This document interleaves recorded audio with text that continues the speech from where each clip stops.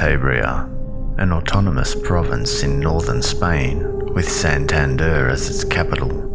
The organic law of the Autonomy Statute of Cantabria gave the region its own institutions of self-government in 1981. Belonging to what's referred to as Green Spain, the name given to the strip of land between the Bay of Biscay and the Cantabrian Mountains, known because of its particularly lush vegetation due to the wet and temperate oceanic climate.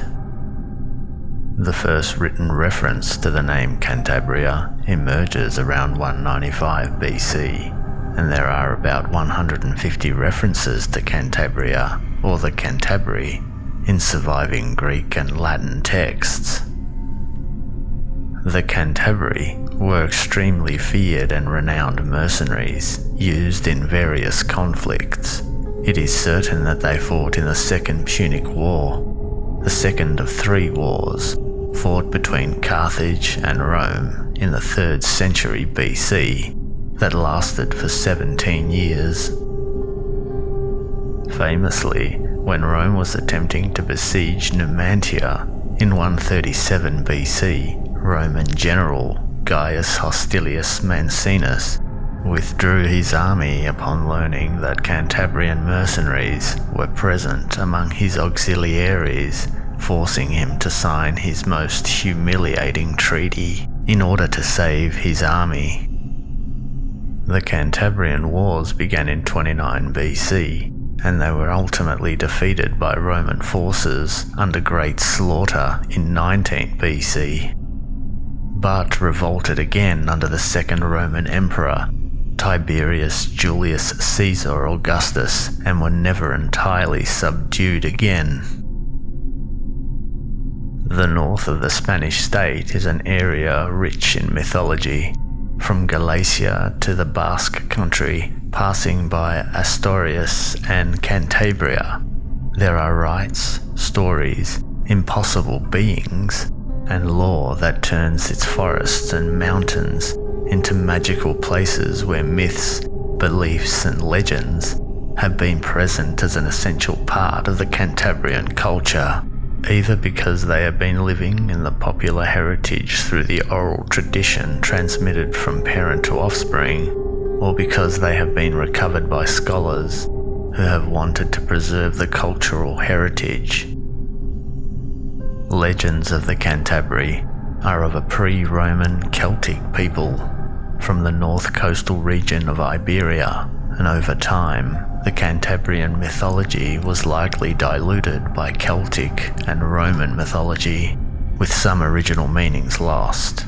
Later, the rise of Christianity absorbed and ended the pagan rites of Cantabrian, Celtic, and Roman mythology, leading to a combination of different beliefs and various schools of thought, a process known as syncretism. Some relics, however, still remain, like the worship of protected divinities. One such example is the Cantabrian stele of Barros, which suggests the worship of a sun god. Another example is the bonfires of Saint John, coinciding with the summer solstice.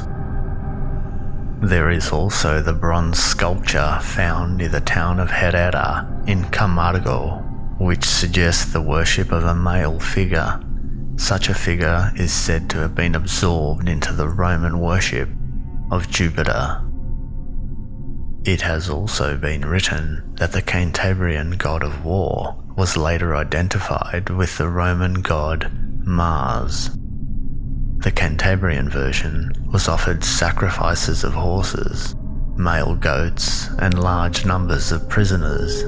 These large sacrifices, called hecatombs, were accompanied by drinking the warm blood of the horses. The Cantabrians considered horses to be sacred animals. There were even suggestions that there may have been an equestrian deity among Hispanic Celts, similar to that of the European Celts. The Celtic goddess of horses, worshipped in Rome, was called Epona, which in ancient Cantabria was called Epain. Some link the sacrifice of horses with this Celtic variant of the god Mars, and that the horses represented Mars's reincarnation. Human sacrifices were also not uncommon among the Cantabrians. They were similar to those of the Celts of Gaul in purpose. The victim wore a thin tunic, their right hand was cut off and offered to the gods. The manner in which the victim fell was also very important. So too was the condition of their entrails, as they were used to predict the future, in addition to seeking redemption from the gods. The Cantabrians believed in the immortality of the spirit. Cremation was the preferred burial custom. However, fallen soldiers were left lying in the battlefield until vultures savaged their entrails. This meant that the soldier's soul was taken to the afterlife and reunited with their ancestors in glory. This practice was recorded in the engravings of the Cantabrian stele of Zurita. There is a large presence of impossible beings in Cantabrian mythology, some with giant proportions and cyclopean features. The Ojancanu is an embodiment of cruelty and brutality. It appears as a 10 to 20 foot giant with superhuman strength, with hands and feet that contain 10 digits each and 2 rows of frightening teeth. With a very wild and beast-like temperament, it has a long mane of red hair and just as much facial hair, with both almost reaching the ground. It's said that the easiest way of killing an Ojancanu is to pull a single white hair that can be found in its mess of a beard. The female version of this cryptid is called the Ojancana and are virtually identical, though without the presence of a beard. However, the females have long drooping breasts that, like their counterparts' hair, reach the ground. In order to run, they must carry their breasts behind their shoulders. The strangest thing about these peculiar cyclopean cryptids is their reproduction process. Instead of mating, when an old Ojancanu dies, the others distribute between them its insides and bury the corpse under an old oak tree. 9 months later, worms grow from its corpse, and the Ojancana feeds them with the blood from her breasts. After 3 years of nurture, they will become fully formed beasts. The Ojancanu's nemesis are the Anjanas. These female fairy creatures are well known throughout Cantabrian mythology for foiling the cruel and ruthless Ojancanu. In most stories, they are loved and usually portrayed as generous and protective of all people. Their description in Cantabrian mythology is reminiscent of the Lamia in ancient Greek mythology. Oral tradition provides different explanations for the nature of the Anjana. Some say they are heavenly beings sent by God to do good deeds, and they go back to heaven after 400 years, never to return.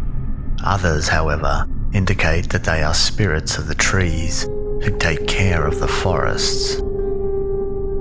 Described as beautiful and delicate, only half a foot tall, with pale skin and a sweet voice, they are often seen walking along forest trails and resting on the banks of streams. They help injured animals, trees, and people who are often victims of the Ojancanu. When summoned for help, they accept only if the summoner is good of heart, but they also punish the wicked. Perhaps one of the most popular legends in Cantabrian mythology is the Fishman, the story of a man from Liuganes who loved to swim and got lost in the Mira River. The Fishman was said to be an amphibian, human-looking being who looked a lot like a metamorphosis of a real human who was lost at sea. His story was examined by a credible writer named Benito Geronimo Fiju, who claimed that the story was true. The fame of Benito as an extremely rigorous writer who bitterly criticized superstition as fraud was such that it has been argued that the story could be true, as it seemed unlikely that Benito would have backed it without good reason. Legend states that in 1650 a couple named Francisco de la Vega and Maria del Casar lived in the small town of Leoganes and had 4 children.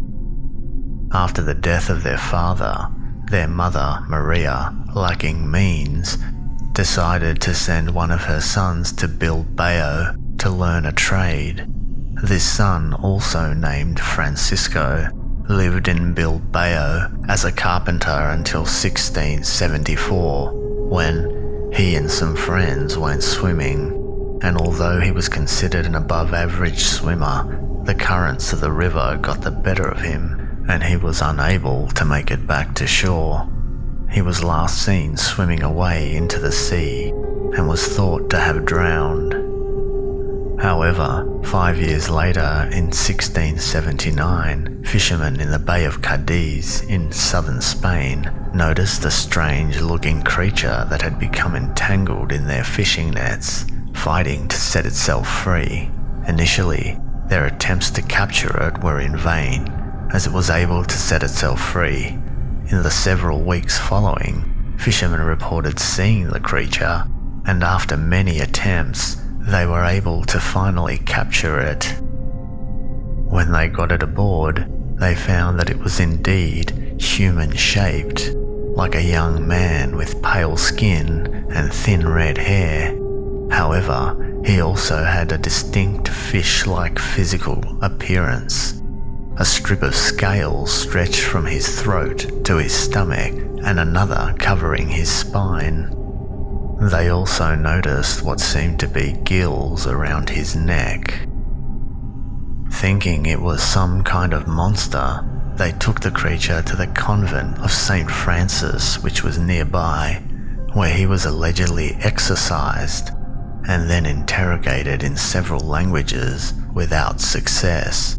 After several days of this, he finally muttered a single solitary word: Leoganes.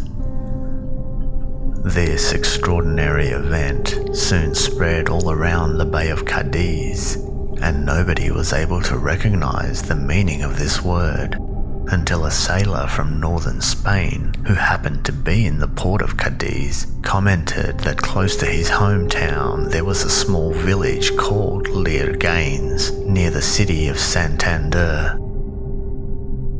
The Bishop of Cadiz thus sent word regarding the found creature, including a physical description, with hopes to unravel the mystery of this strange fish man.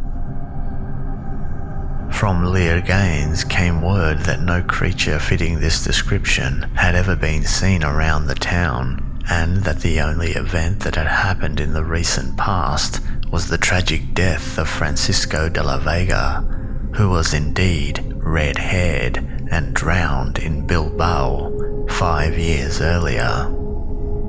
One of the friars in the convent where the creature was kept thought the fishman could perhaps be Francisco de la Vega, and was subsequently granted permission to take the creature with him to Leoganes.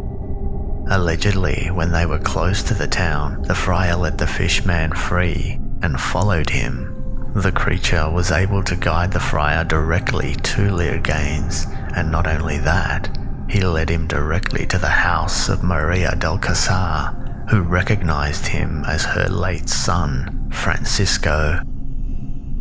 The young man was then left to live with his family and kept a tranquil yet odd lifestyle.